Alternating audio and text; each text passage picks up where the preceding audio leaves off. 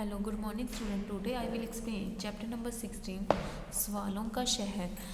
यह कहानी है एक खास, ठीक है, ये हम इसमें आज कहानी के बारे में पढ़ेंगे। ठीक है, ये कहानी है एक खास जगह की। वहाँ के लोग बड़े खुशहाल थे। वह सवालों का शहर था कि सवाल के आते ही लोग उसका जवाब पाने में जुट जाते। कोई सवाल छूट ना पाता था।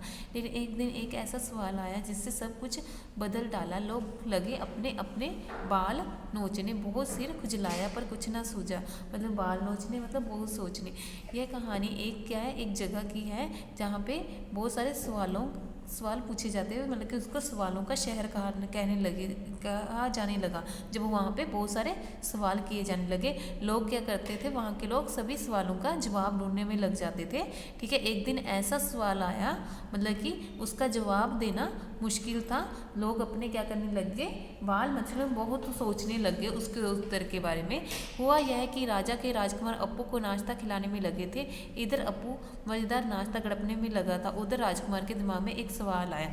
क्या हुआ, राजा जो राजकुमार था वो अप्पू को नाश्ता खिलाने लगा था। मतलब कि अप्पू एक हाथी था, उसको नाश्ता खिलाने में लगा था। जो अप्पू था वो गड़पने में लगा हुआ था। मतलब गड़पने में मतलब जल्दी जल्दी खाने में लगा था। उतने में ही राजकुमार के दिमाग में एक सवाल, मतलब एक क्वेश्चन आया, कितना वजन होगा अप्पू का। मतलब हाथी था इसलिए वो सोच रहा है उसका वजन कितना होएगा।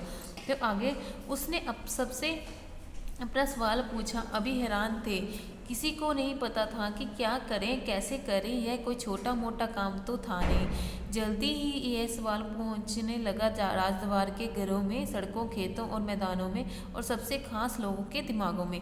तोल मशीन पर खड़ा करके वे अप्पू का वजन क्यों नहीं ले लेते। क्या तराजू नहीं था उनके पास। मतलब कि क्या हुआ, वो अप्पू के वजन के बारे में तो सोचने लगा कि कैसे लेंगे। तो वो कहते हैं, सभी हैरान हो गए भी इसका जवाब कैसे दें। छोटा मोटा काम तो है नहीं। अब हाथी का जो वेट है उसको मापना कितना मुश्किल है। वो हम ऐसे कहते हैं, वो कह रहा है कि तराजू पे नहीं था उनके पास। मतलब कि तोल दे जाने वाली मशीन कहते हैं तराजू को। तराजू पे रखे जाने के लिए भी हाथी वहाँ पे बैठाएंगे तो भी है ना, नाप नहीं पाएंगे वो कितना वेट होगा। सभी राजदरबार और सभी तरफ ये बातें क्या फैल गई, क्योंकि सभी जगह ये बातें होने लगी कि हाँ अब उसका वेट कैसे तोला जाए। ठीक है, तराजू पर। तो बड़ा सिर खपाया होने वे ऐसे लोग ना थे कि जल्दी ही हार मान लेते, इसलिए खास तरबूज बनाएंगे। अब क्या हुआ, बड़ा सिर खपाया मतलब बहुत सोचना विचारना। मतलब कि बहुत वो सोचे और विचारे। फिर वो उन्होंने ये सोचा कि जल्दी, मतलब कि जो गांव के लोग थे, वो शहर के लोग, वो कह रहे कि नहीं, हम नहीं हार मानेंगे जब तक हम इसके लिए एक न्यू तराजू बनाए। कुछ तो अप्पू के लिए छोटे बढ़ गए और कुछ अप्पू को आकार को देखते ही चकरा गए कि हम कैसे काम करें, और कुछ अप्पू को एक पैर रखते ही टूट गए।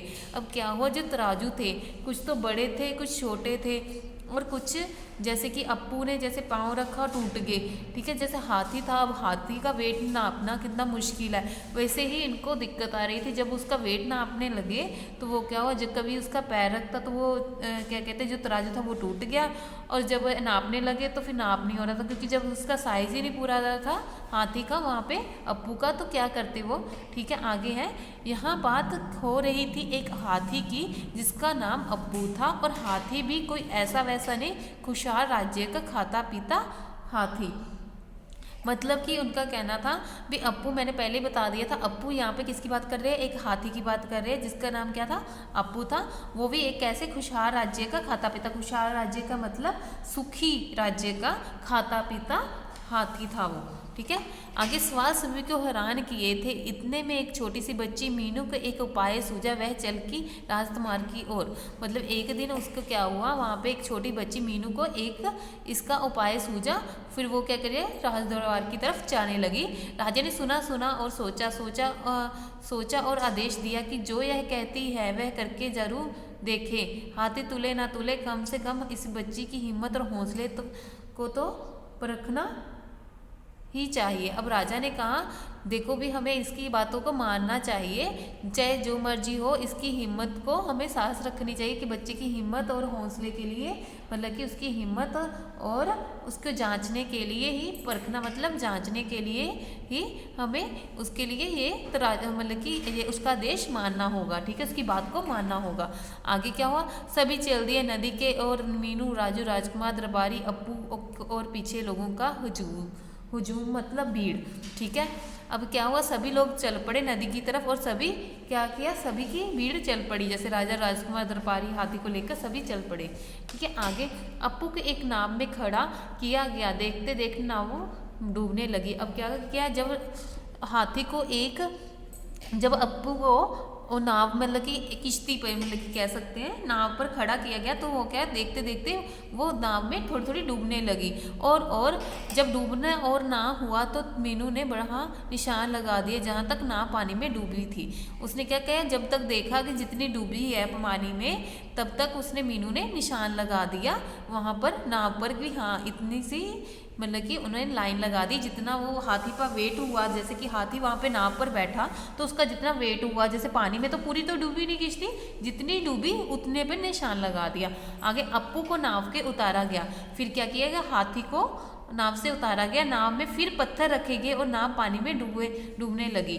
अब फिर उन्होंने क्या किया, उसी जिसमें नाव में हाथी को बैठाया था, हाथी को मतलब कि अप्पू को बाहर निकाल कर उन्होंने वहाँ पे क्या किया, उसी नाव में जो थी क्या कह रहे पत्थर डालने शुरू कर दिए। जब पानी नाव पर लगे निशान तक पहुंचा तो मतलब जब पत्थर डालने लगे, जहाँ पर हाथी का निशान आ रहा था, जितना पानी में डूबा था उतने ही पत्थर उस पर रखे गए, उतने ही पत्थर डाले गए उस नाव में। तो मीनू चिल्लाई, बस बस अब तो पत्थर ना रखे जाए, मतलब उतने ही पत्थर रखकर उसने कहा बस रहने दो, बस इतने ही रखने हैं। इसके बाद नाव में रखे जाने वाले पत्थर को तोले गए, उनका जितना वजन निकला उतना ही अप्पू का वजन था।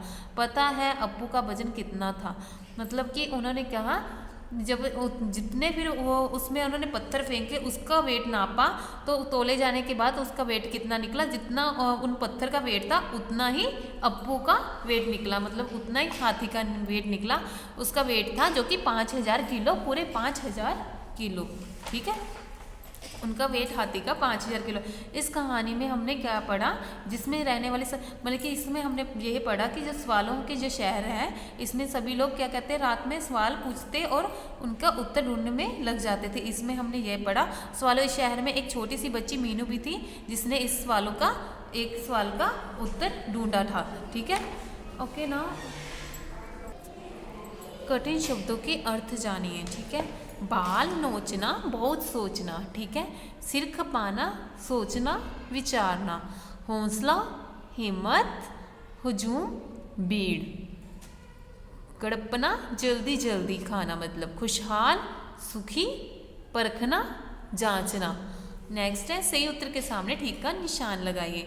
लोग किस चीज़ में लगे रहते थे, सवालों के जवाब ढूंढने में या सवाल ढूंढने में, वो सवालों के जवाब ढूंढने में लगे रहते थे, ठीक है।